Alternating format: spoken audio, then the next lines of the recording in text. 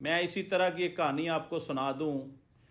پچھلے ویک میں بدھ جمعرات جمعہ میرے ایک دوست کے ساتھ اتنا بڑا ظلم کیا گیا،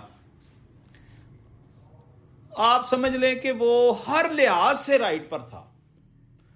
قانونی طور پہ اس کے پاس مکمل جواز تھا کہ وہ بالکل رائٹ پہ ہے اور اس کا قبضہ گروپوں سے کوئی تعلق نہیں ہے، اور وہ خود بھی قبضہ گروپ نہیں ہے، وہ ایک شریف شہری ہے اور بزنس مین ہے۔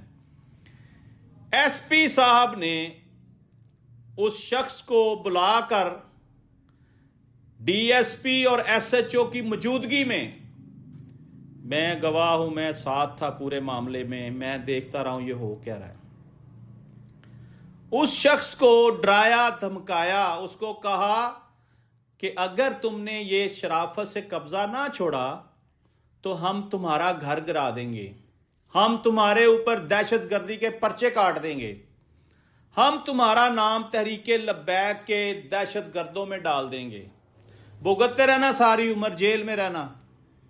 دیکھا ان کے ساتھ کیا ہوا؟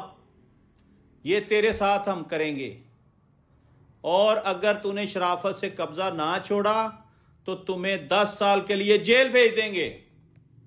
وہ چیختا رہا، وہ پٹتا رہا، وہ روتا رہا کہ جناب میں قبضہ گروپ نہیں ہوں، جناب اس پراپرٹی میں پارٹنر ہوں، میری انویسٹمنٹ دیکھیں، میرا سارا ثبوت چیک کریں میرے۔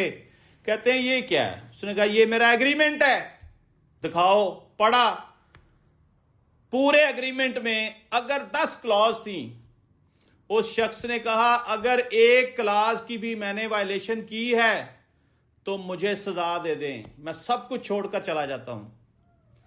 لیکن وردی کے نشے میں ایس پی صاحب اس کا مذاق اڑا رہے تھے، تمسخر اڑا رہے تھے، اور ڈی ایس پی ان کی ہاں میں ہاں ملا رہا تھا، اور ایس ایچ او بیٹھ کے جو ہے نا لقمے دے رہا تھا۔ 3 بندے ہیں، اگر کسی ادارے نے مجھے بلایا، حکومت پنجاب نے، میں تینوں کے نام بتا دوں گا کہ یہ لوگ ہیں جنہوں نے آپ کے اس پروٹیکشن بل کی مد میں کروڑوں روپیہ لوگوں سے چھینا، لیا، لوٹا۔